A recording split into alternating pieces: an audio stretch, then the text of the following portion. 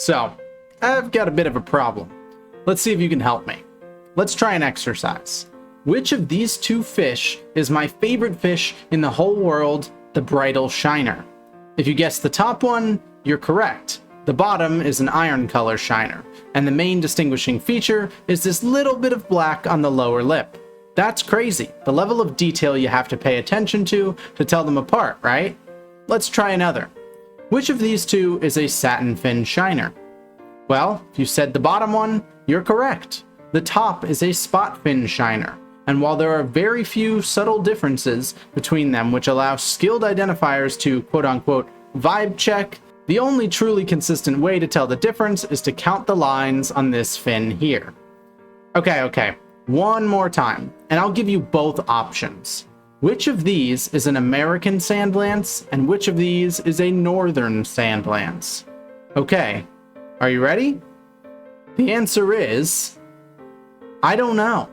From visuals like this alone, you actually can't tell the difference. What's more, both of these species overlap in range massively, making an incredibly confusing situation for anyone who's trying to identify them. Here in New Jersey, it's been widely reported that we have both of these two sandland species. They've supposedly both been collected in trawls together, washed up on shores together, and overall are just reported together frequently. Well, in my quest to catch them all, I need to know which species I'm catching, so you can see my dilemma. There is supposedly one difference between the two species, and it's in terms of behavior. And that is that American sand lance tend to hang close to the shore in shallow waters, whereas northern sand lance spend more time offshore in deeper water.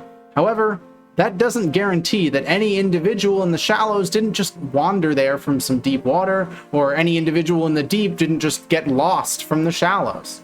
So how do we actually tell the difference in ideal circumstances? Well, there's an older paper which studied everything it could to try and come up with some countable traits that could be used to distinguish the two species, and what they found is really confusing, but it will do.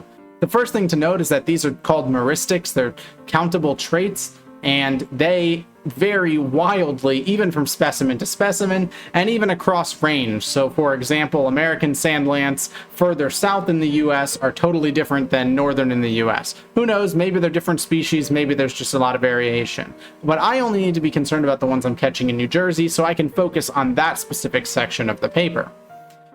In every metric, there's a big overlapping group of numbers between the two species, though. Basically the center traits. So for example, if you're looking at dorsal fin rays, and Americans are 65 to 70, and then northern are like 68 to 75. Those aren't the exact numbers, but you get the idea. And then the majority of sand lance will fall in that middle section where it overlaps, where theoretically the rays could be under either species. And so because of this, it can't be used to distinguish the two. Only extreme measurements that fall outside of this center area will work. So if we get a specimen who just happens to have middle of the road traits, we're screwed. The three most consistent, though, and realistic to measure traits that I found were lateral plicae, aka the number of folds in the skin. This is the only one you can reasonably measure by a photograph. It's probably quite difficult to do so, and I haven't really tried because the level of detail that the photograph would have to have would be ridiculous, but you can theoretically do that. Then you've got dorsal rays, which is basically the amount of supporting lines in that top fin on the fish, and vertebrae, aka spine segments. These all require a microscope or just really high quality photos, and the latter two require some careful dissection. Sand lance are not very big, so getting all of this in detail at their size is pretty difficult without having one in front of you. Knowing this would be a challenge, but also the only way to guarantee that I had found both species in my quest to catch them all that was left was to find a specimen. Over the course of a year, all of my friends found and caught sand lances. Meanwhile, I never even saw one. First, one friend found tons in a single night at a spot that I had been to the night before.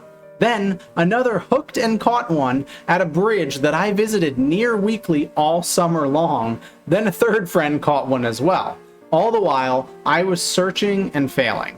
Winter came, I stopped going saltwater fishing on account of the weather and coldness, and basically everything kind of hides in the winter, and I swapped my focus away from sand lance.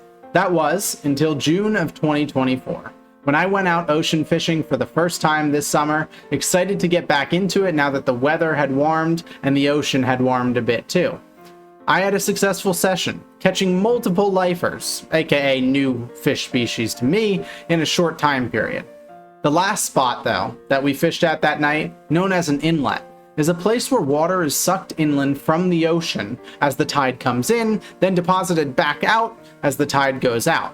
When water rushes in from the open ocean, so too do tons of fishes from pelagic and deeper water. While standing at the inlet, I saw it. Something long. It swam past me in the flow, though it didn't seem to be able to keep itself upright very well. I was able to lunge and net it, and once I had it in my hand, I could tell that it was a sand lance and that it was not doing well and would soon die. This was the perfect opportunity I had been waiting for. If the reports online were to be believed, this could potentially even be the much rarer for me northern sand lance, because it had washed directly to me from offshore through the inlet. And normally it would be nearly impossible for me to find one of these guys because I'm always inshore with the dip net. All that was left was to take it home and get to dissecting. Warning, there will be dead stuff. Do not be shocked when there's dead stuff. This is the first dead stuff. This is a sand lance. You can see it's pretty small under the microscope, and those little shimmers you see on the side there are lateral plicae. Those are the folds in the skin. Now you can see that at some angles you can sort of see most of the plicae, and so it's theoretically possible if you had a really good photo to count them from a photo, but you'll notice the instant one moves out of perfect lighting, like try to count the ones towards the face right now, or try to count the ones towards the tail right now. It's pretty difficult. So what we tried to do was line him up under the microscope. This is us moving it back and forth under the microscope so that we could count the plicae one by one, and we focused and went down the line and counted all of the plicae so that we could compare that number. We tried to count dorsal fin rays, but the dorsal fin was kind of screwed up. I guess he hadn't been preserved too well, so we gave up on dorsal fin rays, and we hoped that 2 traits would be enough, and so we cut them up to try and get vertebra. If I had to do this again in the future, I probably would just use acid to melt the flesh and keep the vertebra, because trying to get all of the vertebra out was pretty difficult, but we did eventually manage to do it, and so we got a count on the vertebra by separating them all out and then counting them one by one, and a count on the lateral plicae by counting them slowly by moving the fish across the microscope lens. So, as you can see by my notes, the final counts that we came up with were 128 lateral plicae and 70 vertebra.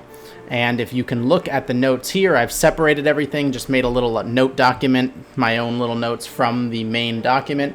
And as you can see, that those both fall into the strong diagnostic range for American and northern sand lance. So if you look, for example, the vertebra from 70, it is outside of the strong diagnostic range for northern, but if you look at northern sand lance, you'll see that 80% of the time they're going to be between 68 and 72, whereas 80% of the time on an American sand lance, you're going to be between 63 and 67. And only when you include the most ridiculous outer bounds, the most, outlandish outlier individuals of American sand lance do you actually get some 70 count individuals.